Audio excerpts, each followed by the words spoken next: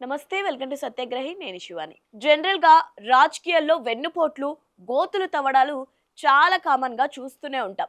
కానీ పక్కా ప్లానింగ్ తో, లీగల్ నోటీసులతో, ఒక నైస్ స్క్రిప్ట్ తో రాసి సొంత పార్టీ నేతకి సున్నం పెట్టే రకం రాజకీయం ఎప్పుడైనా చూసారా? అస్సలు అర్థం కాలేదా? అయితే మనం ఇప్పుడు మధ్యప్రదేశ్ నుంచి తెలంగాణ వయా ఢిల్లీ దాకా నడిచిన ఒక పొలిటికల్ సస్పెన్స్ థ్రిల్లర్ గురించి మాట్లాడుకోవాలి. అదేనండి, కాంగ్రెస్ సీనియర్ లీడర్, గాంధేయవాది Meenakshi Natarajan Rajya Sabha nomination rejection episode. అసలు అక్కడ మ్యాథ్స్ ఎంత క్లియర్ గా ఉందంటే, చిన్న పిల్లాడిని అడిగినా చెబుతాడు కాంగ్రెస్ కి ఒక సీటు పక్కా అని. మధ్యప్రదేశ్లో 3 రాజ్యసభ సీట్లకు ఎన్నికలు. ఒక్కో అభ్యర్థి గెలవడానికి 58 మంది ఎమ్మెల్యేల ఓట్లు కావాలి. అధికార బీజేపీకి ఉన్న 165 మంది ఎమ్మెల్యేలతో 2 సీట్లు ఈజీగా గెలిచేసి ఇంకా 49 ఓట్లు మిగులుతాయి. 3వ సీటు గెలవాలంటే వాళ్లకు మరో 9 ఓట్లు తక్కువ. కానీ పాపం కాంగ్రెస్ దగ్గర 64 మంది ఎమ్మెల్యేలు ఉన్నారు. అంటే కాంగ్రెస్ ఒక సీటును కళ్ళు మూసుకొని గెలుచుకోవచ్చు. లెక్క ఇంత క్లియర్ గా ఉంటే అసలు గెలిచే ఛాన్సే లేని 3వ అభ్యర్థిని బీజేపీ ఎందుకు బరిలోకి దించింది? ఇక్కడేనండి అసలు ట్విస్ట్ ఉంది. ఎక్కడో ఏదో భారీ స్కెచ్ నడుస్తోందని అప్పుడు ఎవరికీ అర్థం కాలేదు. కానీ ఎప్పుడైతే మీనాక్షి నటరాజన్ నామినేషన్ ఫైల్ చేశారో, సరిగ్గా పరిశీలన సమయానికి బీజేపీ నేతలు ఫుల్ లీగల్ డాక్యుమెంట్లతో సీన్లోకి వచ్చారు.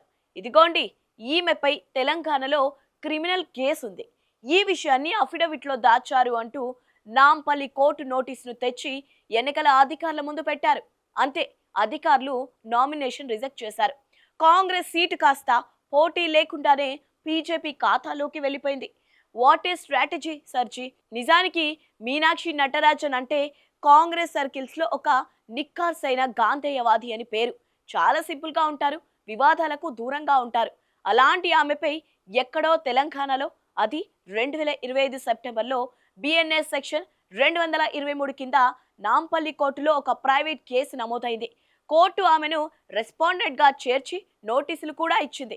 సరే, సొంత పార్టీ అధికారంలో ఉన్న రాష్ట్రంలో తనపై కేసు ఉన్న సంగతి పాపం ఆ అమాయక గాంధేయవాదికి తెలియదు అనుకుందా. కానీ ఇక్కడ మనం మెచ్చుకోవాల్సింది బీజేపీ ఇంటెలిజెన్స్ ని కాదు బాబోయ్. ఎక్కడో మధ్యప్రదేశ్లో ఉన్న బీజేపీ నేతలకు ఈ నాంపల్లి కోర్టు వ్యవహారాలు, కేసు నంబర్లు, డేట్లతో సహా అంతా పక్కాగా ఎలా తెలిసాయి? అది సరిగ్గా నామినేషన్ గడువు ముగిసేదాకా సైలెంట్ గా ఉండి ఆ తర్వాతే బాంబు పేల్చారంటే స్క్రిప్ట్ ఎంత పక్కాగా డిజైన్ చేశారో అర్థం చేసుకోవచ్చు. అసలు కోసం మెరుపు ఏంటంటే, తెలంగాణలో హోంశాఖ ఎవరి దగ్గరుంది? మన ముఖ్యమంత్రి రేవంత్ రెడ్డి దగ్గరే ఉంది. రాష్ట్రంలో ఎవరిపై కేసులు ఉన్నాయి, ఎవరికి నోటీసులు వచ్చాయి అనే నిఘా సమాచారం రాష్ట్ర హోం మంత్రికి తెలియకుండా ఉంటుందా? ఒకవేళ సొంత పార్టీ నేతను రాజ్యసభకు పంపడం ఇష్టముంటే డీజీపీ ఆఫీస్ నుంచి ఒక ఎన్ఓసి తెప్పించి చెక్ చేసుకోవచ్చు కదా. కానీ ఆ పని చేయలేదు. అందుకే కాంగ్రెస్ సీనియర్లే ఇప్పుడు ఢిల్లీలో గుసగుసలాడుకుంటున్నారు. మన వాళ్ళే బీజేపీతో అంటకాగి ఇన్ఫర్మేషన్ పాస్ చేశారా బాబోయ్ అని. అసలు మీనాక్షి నటరాజన్ పై తెలంగాణ ముఖ్య నేతకు ఎందుకు అంత కోపం? దీనికి ఒక ఇంట్రెస్టింగ్ ఫ్లాష్ బ్యాక్ ఉంది.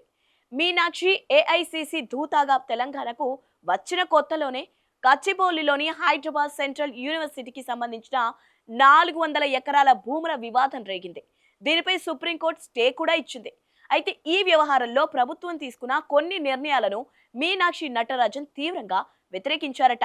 అంతటితో ఆగకుండా ఆమె నేరుగా సచివాలయానికి వెళ్లి మంత్రులతో, పెద్ద పెద్ద ఐఏఎస్ అధికారులతో రివ్యూ మీటింగ్లు పెట్టడం ప్రారంభించారు.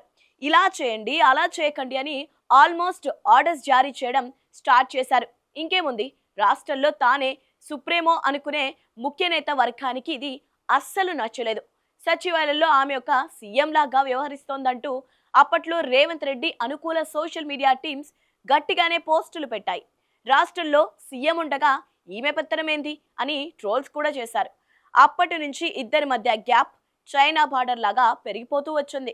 రాష్ట్రంలో పాలన వైఫల్యాలు, భూ వివాదాలు, సొంత పార్టీలోనే సీఎం తీసుకునే ఏకపక్ష నిర్ణయాలపై మీనాక్షి నటరాజన్ ఎప్పటికప్పుడు ఢిల్లీ అధిష్టానానికి నెగటివ్ నివేదికలు పంపుతున్నారనేది ఇక్కడ మెయిన్ పాయింట్. తన పెత్తనానికి బ్రేకులు వేస్తున్న మీనాక్షిని ఎలాగైనా సైడ్ చేయాలని రేవంత్ రెడ్డి వర్గం గట్టిగా డిసైడ్ అయింది. మొదట ఆమెను రాజ్యసభకు పంపితే ఢిల్లీకి వెళ్ళిపోతోంది. తెలంగాణ వదిలిపోతుంది కదా అని అనుకున్నారు. కానీ హైకమాండ్ మాత్రం పెద్ద ట్విస్ట్ ఇచ్చింది. ఆమెను ఎంపీని చేసి తెలంగాణ ఏఐసిసి దూతాగా కూడా కొనసాగించాలని డిసైడ్ అయింది. ఇదే కనుక జరిగితే మీనాక్షి ఢిల్లీలోను ఇటు రాష్ట్రంలోనూ మరింత పవర్ఫుల్ గా అవుతారు. అప్పుడు డైరెక్ట్ గా సీఎం సీటుకే ఎసరు వస్తోంది. అందుకే ఒకే దెబ్బకు రెండు పిట్టలు అన్నట్టుగా రేవంత్ రెడ్డి పక్కా స్కెచ్ వేశారనే చర్చ పొలిటికల్ సర్కిల్స్ లో నడుస్తోంది. అటు అధిష్టానానికి షాక్ ఇచ్చినట్టు ఉంటుంది, ఇటు పాత కేసు వివరాలు బీజేపీకి అందించి వాళ్ళతో అబ్జెక్షన్ వేయించడం ద్వారా బీజేపీ అభ్యర్థికి లైన్ క్లియర్ చేసినట్టు ఉంటుంది. తద్వారా కేంద్రంలోని బీజేపీ పెద్దలకు మరింత చేరువయ్యే వ్యూహం కూడా ఇందులో ఉందంటున్నారు రాజకీయ విశ్లేషకులు. అన్నిటికంటే హైలైట్ ఏంటంటే మీనాక్షి నామినేషన్ రిజెక్ట్ కాగానే రేవంత్ రెడ్డి చాలా వేగంగా స్పందించారు. ఇది ముమ్మాటికి బీజేపీ కుట్ర అని స్టేట్మెంట్ ఇచ్చేశారు. జనరల్ గా దొంగే దొంగ అన్నట్టు ఈ అతివేగమే ఇప్పుడు అందరికీ అనుమానాలు పెంచుతోంది. ఈ నామినేషన్ తిరస్కరణను వ్యతిరేకిస్తూ కాంగ్రెస్ పార్టీ ఎన్నికల సంఘాన్ని ఆశ్రయించింది. అటు సుప్రీంకోర్టుకు కూడా వెళ్ళింది. కానీ లా పాయింట్స్ కరెక్ట్ గా ఉండటంతో అక్కడ ఈ మీనాక్షి ఎఫెక్ట్ ఇప్పుడు జాతీయ రాజకీయాల్లో ముఖ్యంగా కాంగ్రెస్ పార్టీలో తీవ్ర ప్రకంపనలు సృష్టిస్తోంది. ఈ వివాదం తర్వాత కాంగ్రెస్ అధిష్టానం తెలంగాణ కాంగ్రెస్ వ్యవహారాల్లో పకడ్బందీ చర్యలు చేపట్టబోతోంది. మీనాక్షి నటరాజన్ స్థానంలో రాష్ట్ర వ్యవహారాల ఇన్ఛార్జ్గా కొత్త నేతను నియమించే అంశంపై కాంగ్రెస్ హైకమాండ్ సీరియస్ గా దృష్టి సారించింది. ఎందుకంటే గ్రూపు రాజకీయాలు ఈ స్థాయికి చేరి రాజ్యసభ సీటునే బీజేపీకి గిఫ్ట్ గా ఇచ్చేసే దాకా వచ్చాయంటే అధిష్టానం ఊరుకుంటుందా చెప్పండి. మరోవైపు కేంద్రంలో పార్టీని బలోపేతం చేయడానికి ఏఐసిసి స్థాయిలో భారీ ప్రక్షాళన చేపట్టాలని అధిష్టానం యోచిస్తోంది. ఇందులో భాగంగా తెలంగాణకు చెందిన కొందరు సీనియర్ నేతలకు కీలక జాతీయ బాధ్యతలు అప్పగించే అవకాశం కూడా ఉంది. అంటే ఇక్కడ ఉన్న అసంతృప్త నేతలను ఢిల్లీకి పిలిచి అడ్జస్ట్ చేసే ప్లాన్ అన్నమాట. అయినా మీనాక్షిపై కేసు ఉందనే విషయం ఆమెకే తెలియదు. కానీ మధ్యప్రదేశ్ బీజేపీ నేతలకు కోర్టు ఫైల్స్తో సహా ఎలా వెళ్తాయి అనేది $1,000,000 ప్రశ్న.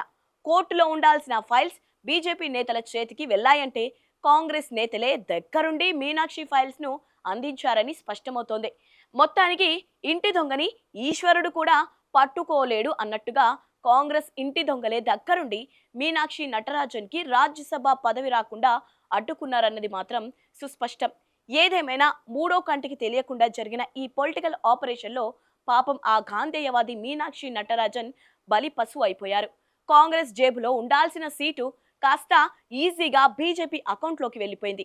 సొంత పార్టీ నేతలే వెన్నుపోటు పొడిచారని కాంగ్రెస్ సీనియర్లు ఇప్పుడు ఢిల్లీ పెద్దల దగ్గర లబోదిబోమంటున్నారు. మరి సొంత పార్టీ నేత సీటుకే ఎసరు పెట్టిన ఈ లీగల్ వెన్నుపోటు రాజకీయంపై తెలంగాణ కాంగ్రెస్ అంతర్గత కుమ్ములాటలపై మీ అభిప్రాయం ఏంటో కింద కామెంట్ సెక్షన్లో తెలియజేయండి. ఈ వీడియో నచ్చినట్టయితే లైక్ చేయండి, షేర్ చేయండి. ఇలాంటి పొలిటికల్ అప్డేట్స్ కోసం మా ఛానల్ ఇప్పుడే సబ్స్క్రైబ్ చేసుకోండి.